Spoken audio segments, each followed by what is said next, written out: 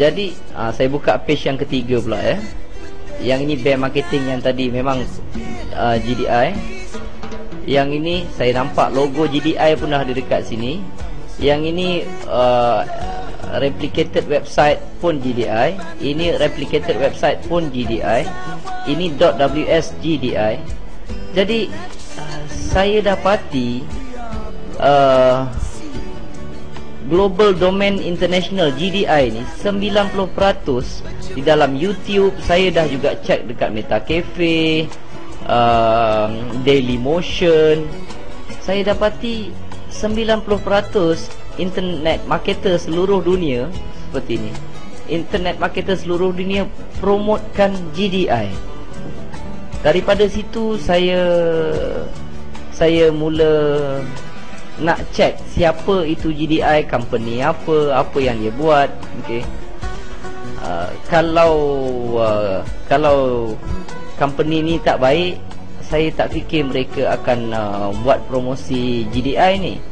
Jadi saya daripada sini, okey, saya mula cek ke belakang. Saya mula lihat siapa itu GDI, apa perniagaan mereka. Okey. Dan saya dapati GDI membuat perniagaan web hosting.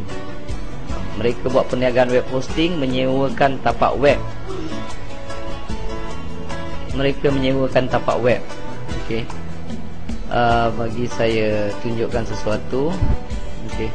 Bila saya cek tentang GDI, saya dapati GDI ni telah ditubuhkan 1999. Ditubuhkan 1999. Mereka menyewakan tapak web ataupun dipanggil web hosting. Okey. Dan kalau saya fikir 1999 hingga sekarang dah hampir 10 tahun, begitu ramai orang mempromosikan GDI. Saya beranggapan ini tentu sebuah company yang kukuh. Jadi saya dah tak pandang program lain, sebab program lain tidak ramai orang mempromosikan di dalam YouTube. Dan keduanya, saya meluangkan masa untuk cek sama ada tak forum-forum ataupun blog-blog di seluruh dunia yang menceritakan tentang keburukan GDI ini. Apabila saya cek sendiri, saya dapati tiada. Anda tak jumpa siapa-siapa ataupun blog mana-mana yang ceritakan tentang keburukan GDI. Saya ambil contoh ya. Katalah saya buka Google, okey, dan daripada Google ni saya cek GDI scam katakan. Saya jumpa satu ni, is GDI a scam? My review. Saya ambil contoh salah satu. Okey. Sebab ni pasti ramai orang nak tengok sama ada GDI ni betul tak betul. Okey.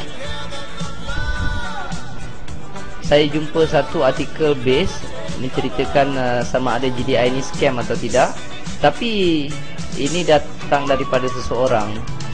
Apabila saya baca tentang bagaimana dia mengatakan GDI scam, tetapi apabila baca sampai habis, okey, rupanya dia menceritakan bagaimana kesilapan dia buat promosi GDI. Dan kita boleh baca, tengok ya, ayat dia yang terakhir. Now it's said been about a month and a half and I have around 25 people in my downline that directly sponsored. Dia dah sponsor 25 orang menggunakan beberapa cara yang dicuba. And once they started recruiting, my downline will explode. Dan apabila mereka start network mereka start sponsor orang lain, maka networknya akan berkembang. I have been paid once already. Saya telah dibayar sekali, which is come right on the schedule as a promise, di mana ia sampai tepat pada masa yang dijanjikan. So in conclusion, secara kesimpulannya, I recommend GDI to anyone who is looking for easy home business that doesn't cost much to get started.